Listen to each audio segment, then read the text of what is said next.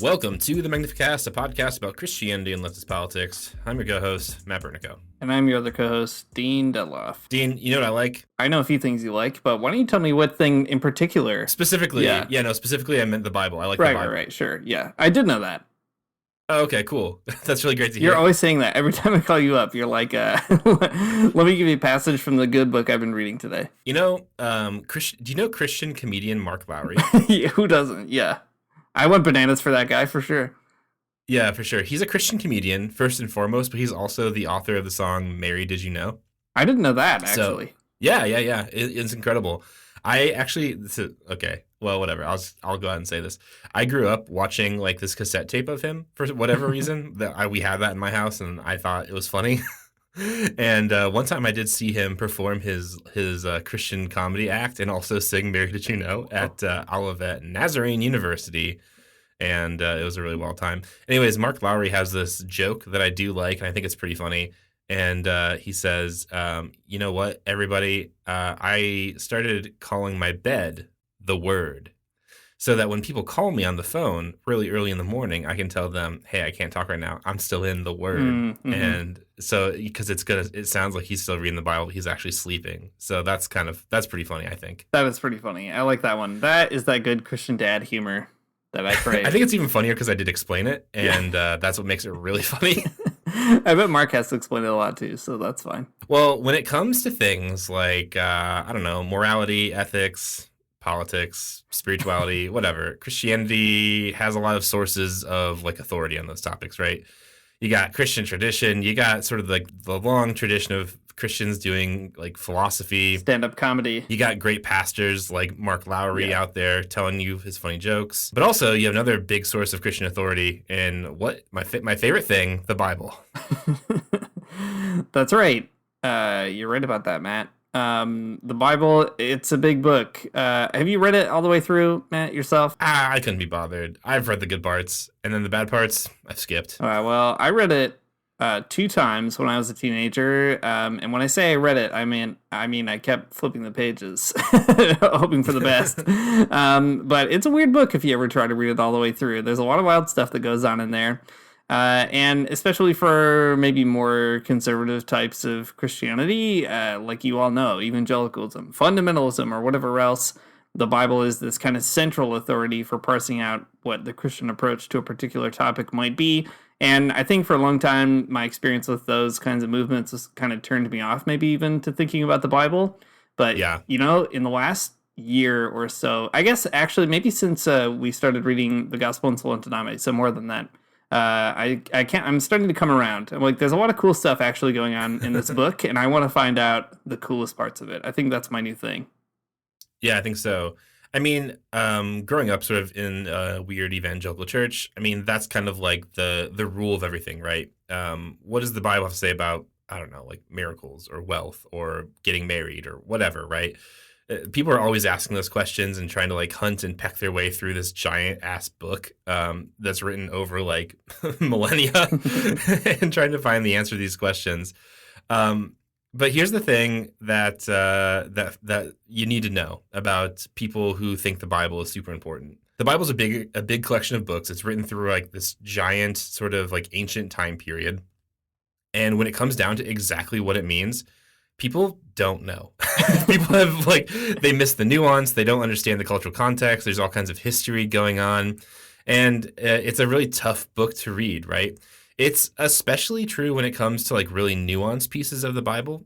For example, like Jesus's parables. Throughout the Gospels, Jesus tells the disciples and others who are listening, hanging out with Jesus, parables that are supposed to like impart some kind of deep wisdom about the world, right? Like you get kinds of like really interesting but confusing things about like, you know, the kingdom of God is like a mustard seed, or the kingdom of God is like workers who are in the field who all end up making the same amount of money regardless of how much they worked. And, you know, if you're honest with yourself, you read these parables and you think, what does this mean? What could this possibly mean? I don't even know, right? Like, we think about them allegorically, we think about them literally. We have no idea. That's why everyone loves the Good Samaritan, because Jesus just tells you what that one means. That's true. That one's a good one because there's no, there's less ambiguity, right? So, what I'm trying to say here, Dean, is that the Bible is a very big, complicated book. And because it was written a long time ago, we just like kind of don't get it a lot of times. And, sometimes we get it, in spite of not being able to understand the historical context or whatever. But I guess what I'm trying to say is that it's complicated. And if you don't really know the background, sometimes you miss what a parable is about or what a certain, passage is about. To get to the bottom of that particular problem, at least, very partially, we took some time this week to read a really neat book called Parables as Subversive Speech by William Herzog. What it's doing is it's kind of going through the parables in the gospel, and it says, like, you read these parables and you think you know what they're about. You think that they're, an allegory or a metaphor, or something like that. But actually, there's something different going on in them. There's something actually way more historical, about the setting and the place and the characters of these that I think a lot of Christians contemporaneously kind of just skip over or don't understand. So in this episode, we're going to talk through Herzog's approach to the parables and to history. And we're going to talk about reading the Bible and like why it's hard. And we're going to talk about some of the historical specifics about what thinking about the Bible, more historically looks like in practice. Maybe one interesting thing about this to note right off the bat is, as we were just talking about, right, there's this kind of weird fixation on the Bible by conservative Christians. But the irony there is, as you were saying, we read the Bible and we have no idea what it means, and you go to church and you kind of wait for the pastor to tell you, right, to create a some kind of sermon space where you can figure out what it means. And what's so fascinating is when you read this book by Herzog, at least as I've been reading him go through all these parables, some of which I'm familiar with and some of which I don't remember at all, it's really interesting to kind of be like, whoa, if I actually really wanted to understand the Bible, I probably would have done this work. Like, I would have done homework to figure out, what's the historical material stuff going on in the air. And in my experience, that's not really what I got in evangelical or Protestant circles. Not to say nobody does that, but it wasn't my own experience. So it's an interesting sort of performative irony, maybe, that, you have this person, Herzog, who is not a conservative biblical scholar, but is doing all this work to try to figure out like what's really going on in these texts. And conversely, people for whom the Bible is like the ultimate book with the ultimate meaning can't really be bothered to like do the homework, because I guess if they did, maybe they would have to find themselves committing to other things, other politics or other positions that might not go so well with becoming the spiritual mouthpiece of the Republicans or something like that. Yeah, I think that's true. At the same time, though, I also think like the historical reading that we get from Herzog is cool and super fascinating, and I think really illuminating. But it's also not like the only reading I think that makes sense either. Yeah, like, yeah, of course. I don't know. Language is complicated, meaning is complicated, and the Bible is complicated. All of these things are true, but also, I think that it's not to say this is like the one authoritative reading of the Gospels, but I think these are really illustrative and like educational and pretty important still, readings of the Gospels. So, Mm-hmm. if you hear us say something on this podcast, and you're like, well, I think I like it the other way better, through another interpretive framework or whatever, then that's cool too. You should be into that. Just yeah, let it remain open for you, I suppose. It can mean a lot of things at once. Yeah, I should clarify too that Herzog also doesn't want, like, he actually says in the book that he's trying to avoid kind of creating like a one single ultimate authoritative interpretation. He's like trying to break that up a little bit. So I don't want to like pretend that he's giving you the one true source of all the history that's going on, and now you can finally truly understand the parables, and their secret That's meaning. right. But yeah, anyway, it was just, I guess, what I find so fascinating about it is, I in all my years of being extremely concerned and anxious about what the Bible said and what it meant for me in my life, never did I ever do this homework anyway. So that's just kind of an interesting, I don't know, insight, I guess, into people who are doing that kind of work like Herzog. Yeah, totally. Okay, so on this podcast, you know what we do. We're going to read a book, but before, we're going to do something philosophical and weird for a second. That's the trend on this podcast. Before we get to the content, we're going to talk about philosophy in some kind of very weird way. So, okay. I think it is worth talking about language and meaning and communication, like a little bit meta, before we kind of get to it, because I think that if we set it up this way, maybe like the bigger conversation about like being open to different types of meaning might make more sense in the end. So I guess let's start with a really obscure philosopher who is not French. So if you're keeping score. Here you go. He's he's Brazilian and also like Polish, I think. If I think that's I correct, at think least. Czechoslovakian. That could be. Maybe I don't know. Anyways, Wilhelm Flusser, one of my faves. He is a philosopher of the media. He's super fascinating. His family did escape the Holocaust and went to Brazil, and he led a very like interesting life because of it. Flusser is not a Christian. He is Jewish, but I think just the same, he has like lots of very interesting insights. I think on Christian theology and on everything. He's super fascinating. He's like not an academic at all. He was like a guy that worked in a camera repair shop and like wrote about philosophy and cameras. And it's amazing. He's great. He has a great book about squids. Listen, this guy's all over the place. I can't even characterize him in a really straightforward way. What I want to talk about with regards to Wilhelm Flusser is that he wrote this essay that I think is really fantastic called The Gesture of Speaking.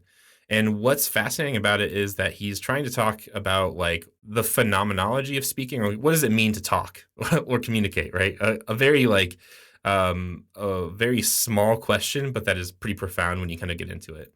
And the way that he starts this essay out, I think, is really cool. He says that people, they're not like birds. People are born with, not like birds. Birds can just chirp right out of the egg, right? They can start chirping, and the parent birds know exactly what that means, and they don't have to sort of like learn to vocalize words or kind of conceptualize meaning. They don't have to learn the big rules around abstract ideas about like language and communication like humans do. So humans and birds are different in that way. Humans have to learn like the technology of speaking and communication. Birds, they just can kind of like chirp, and that's great. Great for birds. But to make matters more complicated, we learn about these rules. We learn about the rules of language and communicating in the midst of like other historical events, like deep cultural traditions, shifting power dynamics, popular culture, all these kinds of things, right? Like, for example, if I said Dean was a quirked up white boy who was goaded by the sauce, you would all know exactly what I'm talking about, right? But you I only know, definitely do. yeah, of course. But it would make no sense to somebody like 10 years ago, or even like 1 year ago, or somebody who's never been on TikTok. Or 10 years from now. There's a lot of cultural nuance in that sentence about what it means to be goaded with the sauce. But we know. But anyways, all of this is the case because as a different sort of philosopher or cultural theorist, Stuart Hall, he argues that communication ends up being a matter of what he calls encoding and decoding. And he has like this really helpful diagram about like what that like means, but doesn't translate very well into like a podcast because it's, visual. But the basic idea is that like if you want to communicate something, you have to like encode that intention, that meaning, that like idea in your brain. You have to encode it into some kind of like package that people can then on the other end decode and take apart and understand and like, act on. So when you do encode something, when you say, as we all do, Dean is a quirked up white boy who's goaded with the sauce. You're putting your own sort of like history, your cultural context, your understanding or cultural literacy into it. You're putting your like political context into it. Maybe not political context, but you could if you said something different, perhaps. And also, you have to when you're saying something, you're also saying it within a particular like medium, right? Whether it's speech or an email or a TikTok or whatever. So whenever you talk, all of these different kinds of levels of things go into it. And what I'm trying to say in all of this kind of like rambly philosophical things about speech and communication is that communicating is something that's super commonplace and we take it for granted all the time. But it's also an extremely complex confluence of hyper-specific moments that we live in. And they're all just kind of stacked on top of each other. Stuart Hall calls these our like structures of knowledge. So like when we say something and we phrase it in a particular way and we use, an idiom or a metaphor or a particular like mimetic structure or something like I just did, we're doing that based on our life experience and sort of like what we know. So I guess I'm saying all this because I think that something's happening in the Bible that's kind of similar, especially with the parables. And I think that that'll make a lot more sense when we start talking about what's going on in Herzog's book. That like, when we read the parables in the Gospels, we're hearing them with our own, demented 2022 brains. We're hearing them in the ways that like our pastors have taught us to hear them. We hear them along the cultural ideas that we interpret them through, right? Like a book that we talk about constantly is the Gospel in Sol and Taname. And it's a great example because the folks in that book are reading the Gospels in light of the Nicaraguan Revolution, right? They're reading them in the light of a revolutionary situation. So, of course, whenever they read anything in the Bible, it's like, well, this is communist. This is a communist idea. But whereas, other people read it in different contexts with different structures of knowledge, and you end up, with some extremely bonkers different interpretations.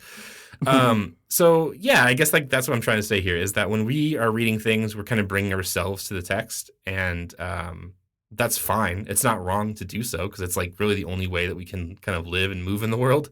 But it is worth knowing what we're doing when we're doing it. So I think that's maybe a good note to start off on. Yeah, and at the same time, like on the other end, right, when Jesus is saying a parable, he is saying a parable also with all kinds of structures of knowledge and saying it to people who have their own kind of structures of knowledge. So when Jesus chooses agrarian metaphors, for example, as opposed to, I don't know, metaphors that rest on having an experience in the agora or whatever, like, it's because he's addressing a particular crowd. And I think that is the perennial challenge of Christians in other times and places, right? Trying to get your mind into the head of a person who would be an initial hearer of Jesus's stories or Jesus's ministry and message, and then doing that long decoding process too of trying to be like, well, what does that even mean? Is that even transferable to my own situation? And the pressure that you get from something like evangelicalism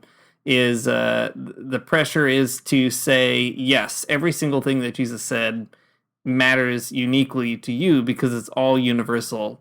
No matter how he said it or who he said it to, it's sort of universally applicable in the same way across time and space, right?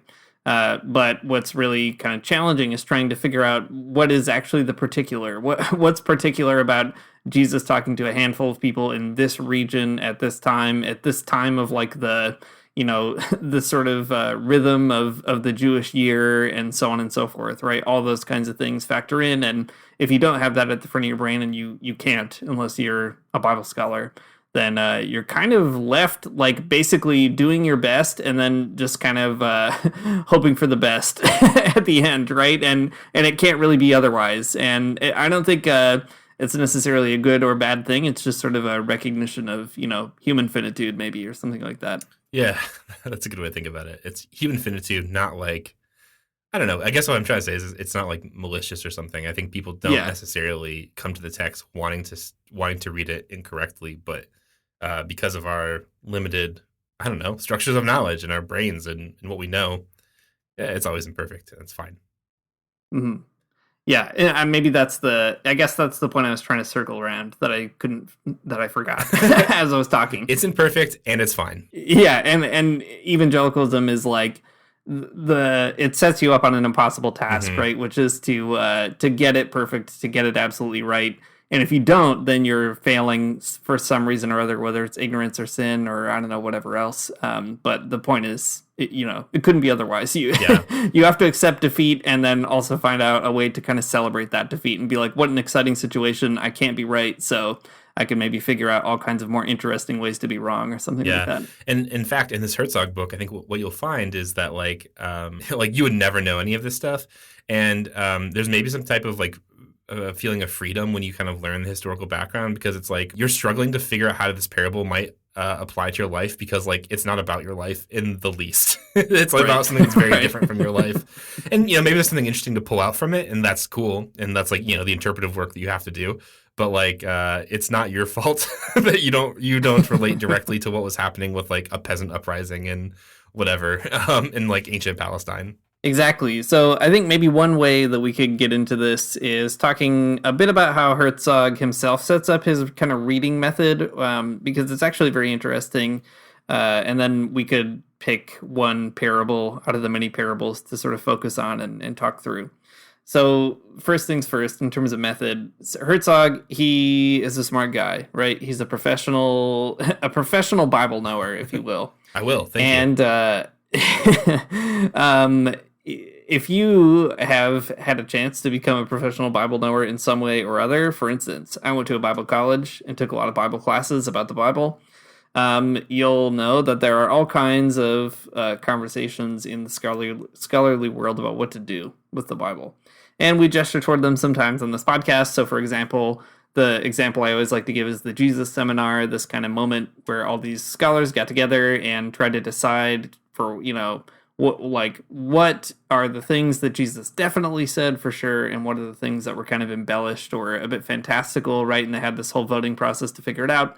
There's this kind of like, especially in the 1800s and 1900s, this big dialogue around trying to figure out what the Bible even is in scholarship. And then that feeds into all these theological debates too about fundamentalism, which rises up kind of in response to all these attempts to kind of maybe disintegrate the Bible or pull it apart or kind of, figure out what else is going on in there. What are the authorship issues and so on. So Herzog is like weighing into some of this. I can't remember what year this book is written, but anyway, after the early 70s. So he is really fascinating because like he notes, okay, some people want to find the exact one single reading of a biblical text, and they want to argue that there's only one way to understand it. And, they might be conservative Christians, that might even be kind of progressive, like history obsessed Christians, but they want to find the one meaning. And he says the irony is biblical scholarship has all kinds of one singular meanings that they are all arguing about all the time. So it's a bit of a self-defeating project. And then he also says, there's kind of a futility in just trying to figure out like the pure historical conditions and then be like, you've got the key. So instead of appealing to all these weird German biblical scholars and so on, he actually appeals to Paulo Freire, who's a Brazilian educator, popular educator, and was interested in liberation theology as well. And he uses Freire in particular as his way of kind of creating a bit of a language that he can use to talk about the parables. So here is what he says about Freire, and then maybe we can unpack Freire a bit and figure it out. He says, without invoking the entire program developed by Freire, it's possible to propose that Jesus used parables to present situations familiar to the rural poor, to encode the systems of oppression that controlled their lives and held them in bondage. Living in a visual culture, Freire used pictures as codifications. Jesus, who lived in an oral culture, used storytelling. The parable, then, was not merely a vehicle to communicate theology or ethics, but a codification designed to stimulate social analysis and to expose the contradictions between the actual situation of its hearers and the Torah of God's justice. So the parallel that Herzog is giving us here is Jesus and Paulo Freire are doing some similar things. So Paulo Freire, as I said, is this popular educator. He was really famous for doing literacy campaigns in Brazil, and he had like a whole methodology that revolved around basically going into an illiterate community and not only teaching people how to read, but also using the examples of their everyday life and trying to kind of create a space where they could name the world around them and even come to consciousness of their own kind of oppression and political situation. So Freire did that through these kind of visual exercises with images and all that kind of stuff. But the point is, Freire's sort of mode is trying to wake people up using that popular education style. So Herzog says, if you want to understand what's going on when Jesus tells a parable, it's really similar to that. He's doing this kind of popular education, and because he lives in this oral culture, he's doing it orally. So it's not about teaching people to read, but it's about sort of giving this opportunity through methods familiar to the people he's trying to address to figure out what's going on around them. And I think it is the coolest way I've ever heard to think about how to read parables. Way cooler than reading dusty, boring Germans who are obsessed with like the science of the Bible or something. Yeah, I think so too. I mean, the cool thing about this approach is that it takes the text really seriously. It takes history really seriously, but it's also like recognizing that what Jesus is doing is not like giving you a mystical explanation, but he's talking about something really specific and concrete. And I think that is fascinating and kind of liberating because like that's never the way I've read parables before ever, right? Because I think in like the popular understanding of parables within Christianity, we always think of them as allegories, right? The parable is always a metaphor for something else. There's a landowner, there's a king, there's a worker, there's a vineyard, whatever, and these are all metaphors for something, and we have to kind of figure it out and sort of parse it out in just our way. But what Herzog tells us is that really what's going on here is that the historical backdrop, right? The fact that there are kings or landowners or vineyards or servants, those are all really important parts of the stories and not just sort of setting pieces. But also, like, the story itself is not something that has a. I mean, maybe there is like a an intended meaning behind them, but it's kind of like a riddle, I guess, is the way that I think about it. You're supposed to read it and then you think about it and kind of reflect on your own situation. It's not something that's like there's not like I don't know. There's not like a grand design behind it in the sense that it's supposed to tell you something about heaven necessarily, except I guess when it does. But and most of them are kind of like riddles that make you reflect on your own situation within the world, or the popular sort of conceptions of people in the world. And I think that's pretty interesting. Right. And the idea, too, that it's a parable that would have made sense. It's a riddle for sure. It's something that Jesus is offering to try to stimulate some thought and to maybe present an occasion for people to come to a conclusion on their own. But the idea is not really to confuse people, or Jesus isn't playing 12-dimensional chess trying to get you to like get to the spiritual truth of something weird. Instead, it's he's just offering a kind of interesting way to get your gears turning. And if you had been a first century hearer of that parable, it's a riddle that you would solve. Right. Like you wouldn't go away scratching your head for the most part. Yeah, that's a good note though, right? That Jesus isn't trying to play 12-dimensional chess, because that's exactly how it works out in churches and Bible studies. I think a lot of places. Right. I don't know. I've sat in Bible studies where we've read a parable and it's like, what does Jesus mean? It's like, I don't know, man. Like, what does he mean? What is this all about? What does it mean that the kingdom of God's like a mustard seed or whatever? I have no idea. Well, let's dive into it then. Let's talk about a parable that Herzog talks about. So I picked one out of the book that I was kind of unfamiliar with because I thought that would be a fun way to get to know it. But also, I think I picked one out that is particularly interesting to this podcast. I mean, I think they all kind of are in one way or another, but this one, I think, doubly so. So in Mark chapter 12, there is a parable that at least I don't know, I didn't remember immediately. There's a lot of them that I think I have bounced around in my brain sometimes. This one is not one of them. Dean, were you familiar with this one? No, I couldn't remember at all when we started reading it. Well, it's in there. It's in Mark. This is Mark chapter 12. It's called The Parable of the Tenants. Jesus then began to speak to them in parables. A man planted a vineyard. He put a wall around it. He dug a pit for the winepress and built a watchtower. Then he rented the vineyard to some farmers and moved to another place. At harvest time, he sent a servant to the tenants to collect from them some fruit of the vineyard. But they seized him, beat him, and sent him away empty-handed. Then he sent another servant to them. They struck this man on the head and treated him shamefully. He sent still another, and that one they killed. He sent many others, and some of them they beat, others they killed. He had one left to send, a son whom he loved.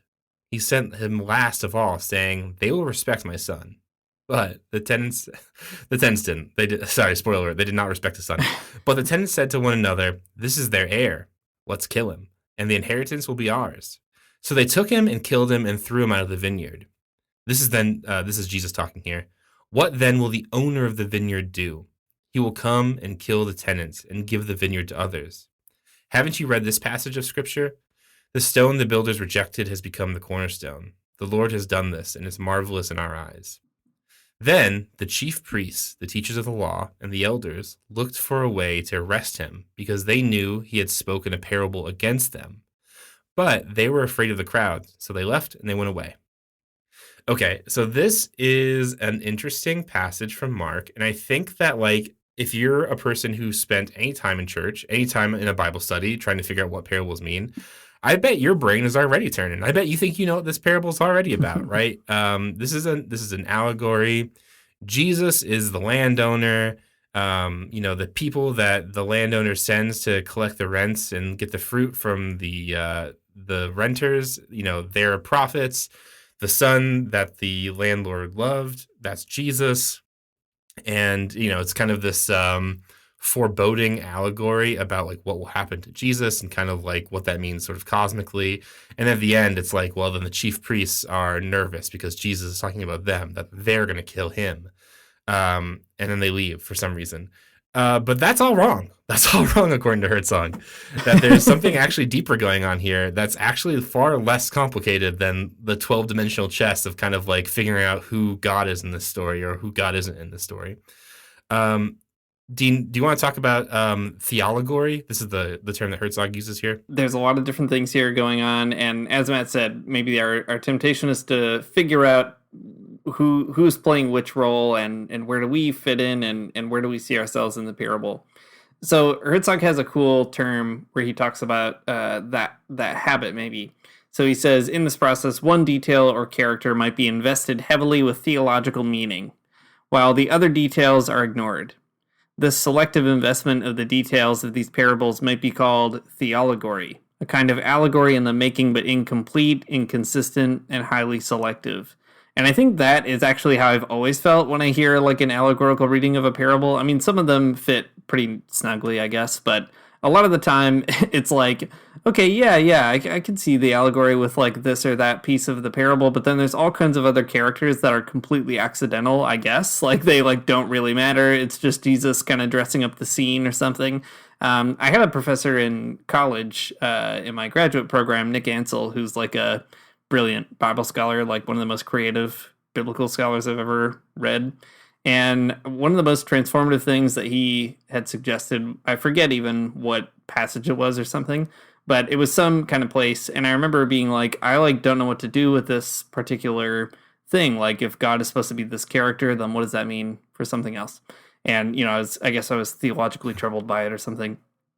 And he was like, well, why do you think that God has to be that character? Like, why is that character representative of God? And I was like, I don't know. I guess that's just what people have always said. That's obviously God, and everybody else isn't. And he's like, well, the Bible doesn't say that. So, like, why is that person God and not this other person in the parable? And just that kind of freedom to experiment and think about it, I think it's sort of recognizing that, as Herzog says, a theologory is always, an allegory in the making, but it's not quite there. There's something incomplete about it. And especially if you're trying to find like the true spiritual meaning for your life, that incompleteness kind of eats away at you a bit. So it's good to have a term for it, theologory. That's what Herzog names it. And it's about that kind of selective picking of different things to invest in or fixate on Yeah, that's theologically. right. So Herzog goes on to explain that what if this wasn't an allegory, right? What if this is a theologory? What if there's something maybe just like more literal and like storytelling to all of this? And this is, I guess, the tension that he finds, right? We hear this as an allegory because there's a lot of things in it that don't really make narrative sense to us. There are a bunch of quote unquote illogical elements to the story that like kind of push us toward this allegorical understanding. For example, like no father would send their son to a vineyard after his servants had been threatened or killed, even, right? That seems unreasonable for them to do. And like no landowner would also keep sending servants if they're being, killed. Like that also seems unreasonable to do.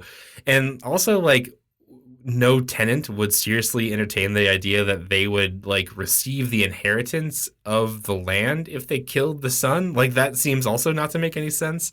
So, Herzog says that all of these things together, like we think that like they're weird because it's an allegory, right? They're weird because it's not supposed to make literal sense.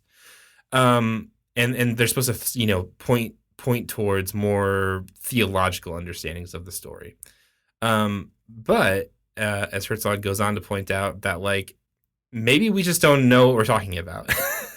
Maybe these like illogical things that we see in the text here are actually pretty logical, but we just we don't have the eyes to see it. Like I said, we have like these deranged 2022 brains who only know TikTok and only eat hot chip and or whatever, right? That's it. We don't know about the history of like land ownership or vineyards or whatever and in first century Palestine. So that's our problem, right? And instead of just like throwing our hands up and being like, well, it must be an allegory, Herzog says there's a different way we can kind of account for these illogical elements that if we understand the history, they're actually not illogical at all. And they make a ton of sense. Yeah, I think that really comes to the fore when he starts breaking down what the material conditions around this parable are, because it's kind of like him, okay, we don't have the eyes to see, but he's going to give you these very cool 3D glasses, and if you look through, you'll be able to get it. So, for example, he starts talking about the very idea of a vineyard. Why the setting, what is Jesus setting up right off the bat? And he says in a really interesting way The creation of a vineyard would, on economic grounds alone, have disturbed the hearers of the parable. Because land in Galilee was largely accounted for and intensely cultivated, a man could acquire the land required to build a vineyard only by taking it from someone else. The most likely way he would have added the land to his holdings was through foreclosure on loans to free peasant farmers who were unable to pay off the loans because of poor harvests. So already something that you're not going to get just by reading what Jesus has to say. And not for your own fault, right? Who knows about this? Nope, nobody. Yeah, you couldn't know. So Herzog adds a little more, saying only the very wealthy could afford to make the investment required to plant a vineyard, because it would produce no crop during the 4 years required for the vines to mature, and an unsure harvest in the 5th year, and the owner would need enough capital to pay tenants to nurture and dress the vines, which required constant care. Right, so there's like just a lot of moving parts here. The establishment of the vineyard already is basically kind of a double injustice. Like if you were hearing this parable and you're a poor person in the 1st century, maybe you're a peasant farmer yourself, already you're actually against the landowner, right? You're not looking for like where you are in the parable because you see yourself, you're the person who's like working the land. That's probably what you do, right? So again, that's just some more added features here. There's a class element already emerging in a parable. So Herzog goes on to give some like pretty inside baseball, explanation of how the economy worked of this particular time, and it's wild, y'all. I'm here for it though. It's awesome. So Herzog says both the vineyard and the luxury crop it produced were elements of a quote enclave economy. That is, the vineyard represents a commercial export enclave in the midst of large subsistence populations. Such economies were typically created through the expropriation of peasant lands by wealthy landowners in response to the opportunities created by increased trade. The opening lines of the parable then describe the process and imply a class conflict in which the class of the man converting the land into a vineyard is creating tenants, peasants displaced from their land and hired back in some kind of sharecropping arrangement. So this is super fascinating because like you go into the parable and you hear like, well, there's a guy, he bought some land, he created a vineyard, he dug a pit, he put up a watchtower, and it's like, I don't know, all that. I don't care. Like, that's like my initial impulse is like, that's not important. But when you get into it, it's actually the most important thing. So Herzog goes on to say then that the power of the elites in antiquity was centered in their power to redistribute wealth, which in an agrarian society always meant land, in just the manner it is being redistributed at the beginning of the parable, away from peasant land holdings into large estates. One inevitable side effect of this practice was the degradation of peasants into increasingly dependent relations as landless clients to wealthy patrons, as sharecroppers, as debt slaves, and as day laborers. And then it kind of finishes out this section saying, all of this is to say that the parable opens with a description of a familiar process, the takeover of peasant land and it's subsequent conversion into a vineyard. No theologizing was required to make its meaning clear. This is really interesting, though, because the tradition that I think I kind of bring to this of reading this allegory would just be to immediately recognize that in this allegory, the idea of there being a person who owns a vineyard that is like sending a servant that he loves, that's God, right? That's God in the story. But like pretty clearly from this historical background, if you're a peasant in the time when Jesus is saying this, you would not have thought that. The landowner is not the good guy. The landowner is not God. I mean, let alone, maybe it would have been like too far, a bridge too far to even consider like a man as sort of a stand-in for God as a theological idea or something. So like, I think what's interesting though is if you have that background and like, what is happening in this story? Like, what could this possibly be about, right? If the historical reading tells us that like the vineyard owner is the bad guy, then like what is going on, right? You can't make sense of this as sort of just a theology allegory or something. It's something I think like more historical, right? And how weird is it too that capitalism and the church's long history with feudalism have so shaped our imagination that you automatically assume the property owner must be God, right? The wealthy person must be God because that's the person with the power. So like that's where God must be located, which is such a weird intuition, but it's one that we all just have. So let's talk about the other side. Herzog goes on to say the parable describes real social and economic conditions in Palestine where large estates owned by Gentile landlords were an affront. to growing nationalist sentiment represented by the Zealots. In this highly charged atmosphere, the tenants' refusal to pay rent was nothing less than a prelude to murder and the forcible seizure of land by the peasantry. So there's another layer here of the Jewish community is a community that is, living in their territory is being occupied, and so there's also the subtext that Herzog explains further that kind of tells you the landowner is from outside. And, there's this backdrop of like the Maccabean Revolution. There's the Zealots running around. And then Herzog continues and says, peasant villagers sought only to maintain their status relative to their peers. They were not acquisitive because gaining a disproportionate amount of wealth could be accomplished only at the expense of other villagers. And honorable peasants did not wish to disadvantage their neighbors. When peasants were no longer able to maintain their level of subsistence, then they could no longer retain their status as honorable villagers. They had lost the ability to maintain their household and could no longer contribute to the ceremonial needs of the village. Having been forced beyond the narrow parameters required for their survival, they had no choice but to rebel. So on the landowner side, you have this economic logic. There's an investment of capital with the expectation of return 5 years later. This person got a lucky break, or they strategized around taking the land from these peasants and turning them into tenants. And then on the other hand, on the backside, the peasants, the tenants now have nowhere else to go. They're sucked into this dependency relationship. And there's all this other kind of political tension involved. And so it's completely in the story, when you read it as maybe a person in 2022, maybe at like a bourgeois evangelical Bible study or something, the very idea of violence is already abhorrent, right? It's kind of part of our Christian thought. The people who are being violent are probably the bad guys, because why would you ever want to do that? But as Herzog is explaining, if you're hearing the story, you already sympathize with the violence. Of course they would kill these people, right? Like, what other choice did they have? And that is a really fascinating thing I would never have thought about reading that parable. Yeah, I agree. I mean, it's so interesting because like what usually is interpreted as just like a parable, pointing towards some high-minded sort of theological and metaphysical ideas is actually just about primitive accumulation. Like it's a thing that Jesus is telling the peasants because it's like it's something they know about, right? It's kind of something that's already going to get them mad and upset because they recognize this as sort of a real systemic problem. And with the subtext of peasant uprising, pretty interesting. Okay, so Herzog goes on to say though that that read within this historical context, the parable alludes to the first and final phases of what he calls the spiral of violence, which is an idea that he borrows from Dom Helder Camara, which we can talk about in a minute. But it concentrates on its second phase. In short, the parable codifies the spiral of violence by describing a local peasant revolt on a great estate. This rebellion was too small to make the news or historians' records, but may have been typical of the brush fires that kept breaking out in the parched economic landscape of Galilee and Judea. And then he says, the thrill of revolt may be satisfying, but it's usually short-lived. The parable ends as abruptly as most peasant revolts.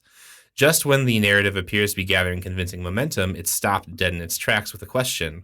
What then will the owner, or the lord, of the vineyard do?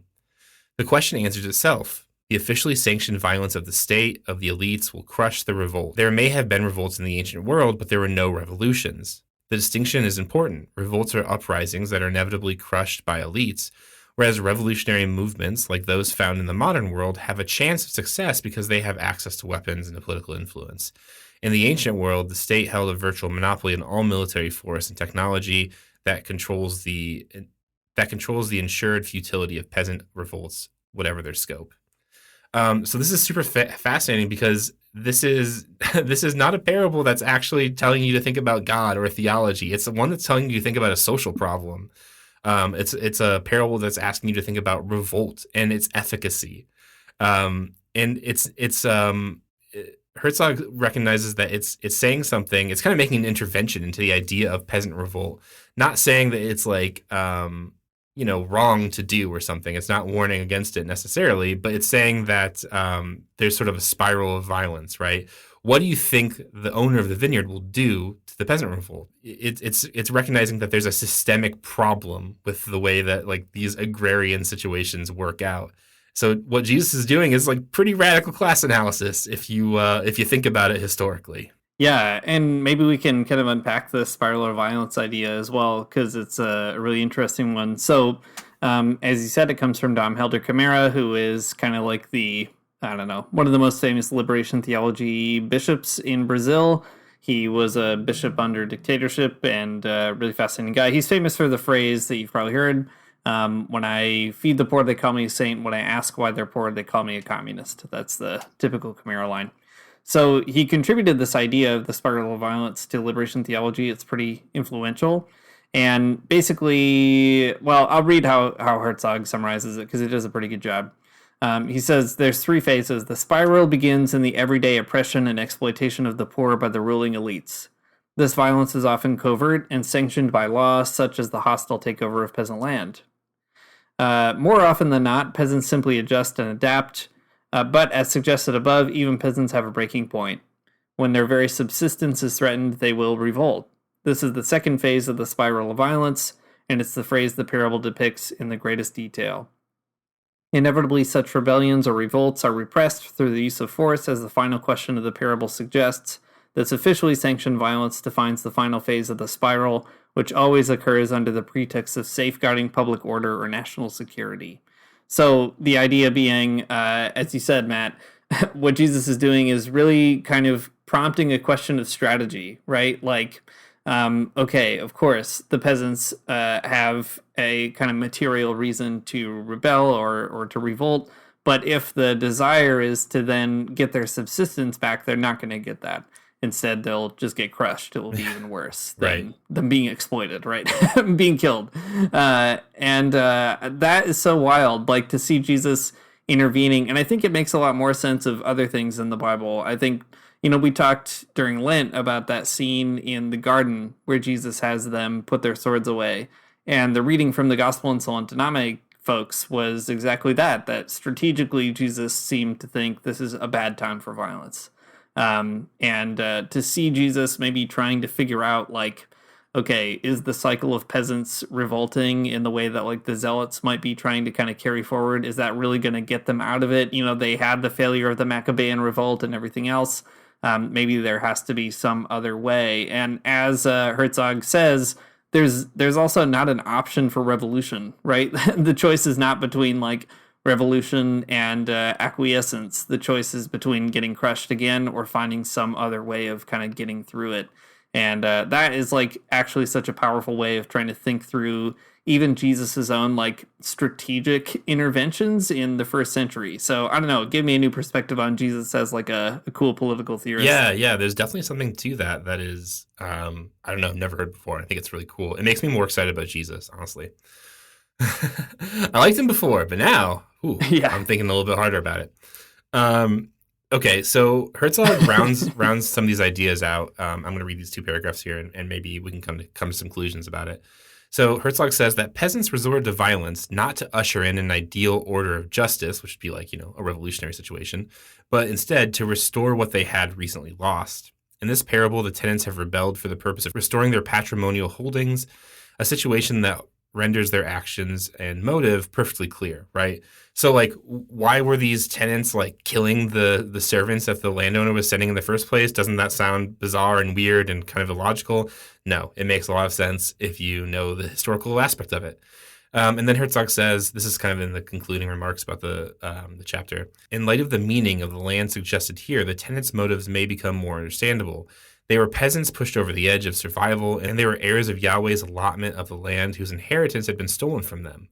Their violent outbursts were their way of reasserting their honorable status as heirs, not the shameful act of usurpers. So I think, Dean, your reading makes a lot of sense, right? Jesus is not commenting on, it's not about standing down. It's not about not struggling. It's not about not using violence because of some kind of like, I don't know, grand pacifistic ideal. But it's like a real move of strategy. Don't do a peasant revolt because you're not going to win. And that's a super fascinating parable because it's not about, something metaphysical whatsoever. It's something like really practical about the struggle of peasants against like proto-capitalist landlords or something. And isn't that bonkers? Yeah, I mean, there's so many things that come to mind at the end of this process, right? Like, it makes me think of Karl Marx had this very funny disagreement with this guy, William Wheatling, Yeah, who we might have talked about here and there on the show, but Wheatling was a really radical Christian and was also a socialist and worked with Marx and Engels in different kind of workers' associations. Anyway, Wheatling was a zealot. He really wanted to like go do a revolution in Germany for sure. And Marx like famously berated him at this meeting, like calling him a complete idiot, and he got expelled from their crew as a result. And then Wheatling did end up doing an extremely stupid thing in Germany, and it was a failure. And then he moved to the United States, and just a weird character, a very interesting character, this radical Christian guy. But it's kind of a similar thing, right? Like, it's not like Marx is against revolution, but he's basically being like, it doesn't make any sense to go try to do this right now, and it's just not going to right. work. And like, someone did try to do it, and it did not work. So funny maybe to kind of see an allegory there of Marx's own strategic brain. Yeah, yeah. Well, I think what's cool about it though is that the parable demonstrates a type of systemic thinking on Jesus's part that maybe we wouldn't have recognized without the historical backing. Like, Jesus is recognizing not just a problem. Like, it's not just a problem that like someone forecloses on the land of peasants and kind of steals it away. And it's not just a problem that when they rise up against that person, they get murdered. It's a problem. Like the whole cycle is a problem, right? The whole thing is a problem. And like, I don't know, Jesus seems to know that. Jesus is laying it out there. Such a cool thing. It's so much more interesting and like applicable than sort of a metaphysical allegory about like who is what in the metaphor or something. It's just like, I don't know, can you imagine if something if a similar parable was told in your church on Sunday? I don't know, your pastor would be like, okay, so there are farmers whose land is being foreclosed upon them or something. Right. Like a really what if church was like a really practical strategy session about like how to resist the wealthy from taking over your life. Yeah, yeah. I think it's interesting too because we were talking earlier about different ways of reading the Bible. I don't know, maybe there are ways of like kind of spiritualizing a parable like this, and I think it's fine to like play around with it. I think I'm convinced. Herzog has me convinced. I feel like he gave me the one true reading of this parable that I've always wanted and needed. But nevertheless, there's probably ways to play with it. But the question is always still, what's even the purpose of doing that? Like, what do you get out of it at the end? And if what you get out of spiritualizing this or that piece of it is a theologory, right? Investing in some parts and not others, a theologory that ends up being like, okay, God is the dad and Jesus is the son who gets killed, and then we are like all the sinners who are the peasants, and the peasants are bad. That is a spiritual story that not only obscures the meaning of the text, but actually puts you on the wrong side. Like, the voice of God in the text, wherever you want to locate it, is Jesus's voice, really, at the end of the day, right? And what is he trying to kind of get us to see? Or maybe the voice of God in the text is actually the land itself. That's something that Herzog seems to kind of gesture toward.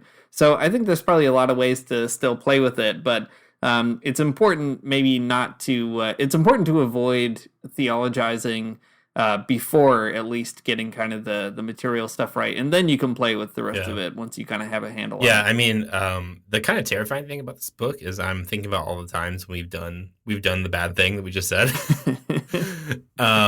Like, for example, I remember there's an episode, I couldn't even tell you which one. It was a while ago. Maybe we were talking about Jubilee or debt forgiveness. It was probably before the more recent episodes on that. But there is a parable in Matthew where there is a king, and the king has a servant, and the servant has a big debt that he's indebted to the king. And the king says, okay, I'm forgiving your debts, so there you go. And then the servant turns around and he goes to find somebody who owes him money, And he, instead of forgiving the debts like the king forgave his, he like beats the guy up and tells him like, "You better pay me my money, you dumb idiot." Mhm. And like, I think I remember, our reading of that was like, well, you should forgive people who have debts against you, and like, isn't that a cool radical idea? And I think that it is a cool radical idea. It is a great idea to forgive people's debts who are holding debts against you. But Herzog has a whole chapter about that particular parable, and I gotta tell you, Dean, we're really off, man. We don't have it right at all. Instead of it being about forgiving people's debts, it's about the king is actually kind of shitty, and he's doing something sneaky against his other guy here. So it's just like, it's interesting though, because we're so enculturated to think of God in these parables is synonymous with the king, because we have these like very weird, skewed like ideas of what a king is, where it's very different, given the context of the time period, right? There's no way that Jesus would tell a story of a king in Palestine, a place that is being occupied by Rome, and the king would be the stand-in for God. Like that wouldn't make sense at all, right? Mhm. If people like peasant farmers or whatever hear Jesus talking about a king, they're like, "Oh, you mean the bad guy? I get it. No big deal." Right. So all that to say, like, I guess we've gotten it wrong in the past, and I think that's fine. Maybe wrong isn't the right word. We have read it in a way that's more like an analogy or a metaphor, and I think that's fine. We're playing with it, we're feeling it out, and that's whatever. That's all we can do. But we did lack the historical background in the past, and I'm not Yeah. sorry for it, but I am excited Yeah. to learn more about it. Yeah, I think that's the thing too, right? Is I guess the two things that come to mind for me are, there's some quote from St. Augustine someplace where he says, if you want to know if you're reading the Bible right, the test is, when you read it, do you love others more than you did before?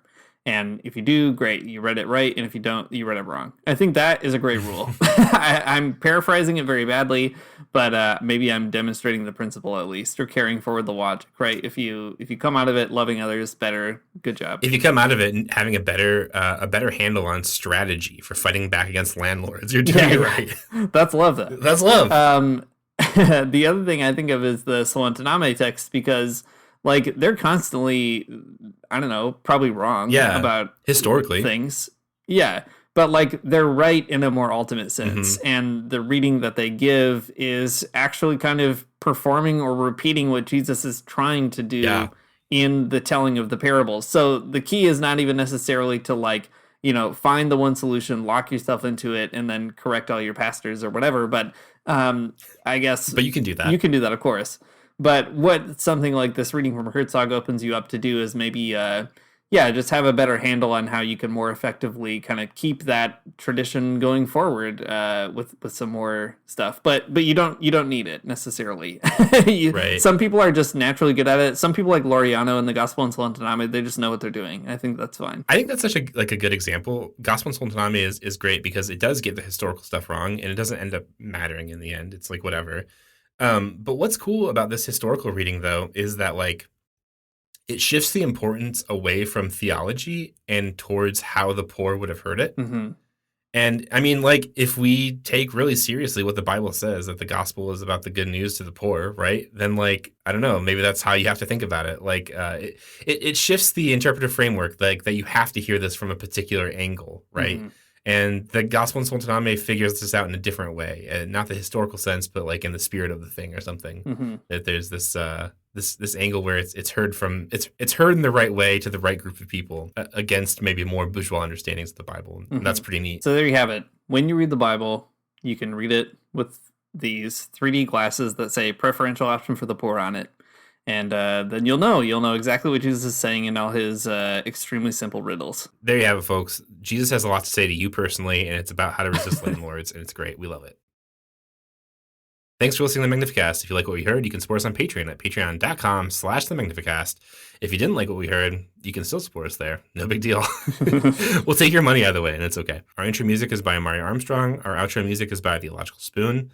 If you want to listen to The Illogical Spoon, and I've been doing it a lot in the last few weeks, you can go to Bandcamp and search The Illogical Spoon, all one word, and it's great. It's interesting music, and I like it. And you can like it too if you go do that thing I just said. All right, we'll see you next week.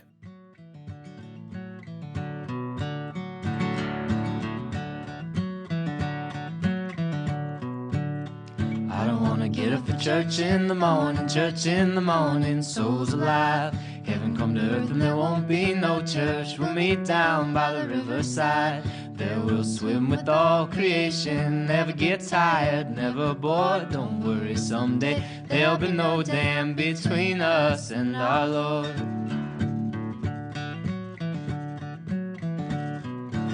Jackson, keep your hoods up. Keep your hoods up and you stay up late. In Jackson, you keep your hoods up. Well, you keep your hoods up and you stay up late. Oh, don't mind a cold night, but we might mind if you leave too soon. So come on now, it's still early. At least I would have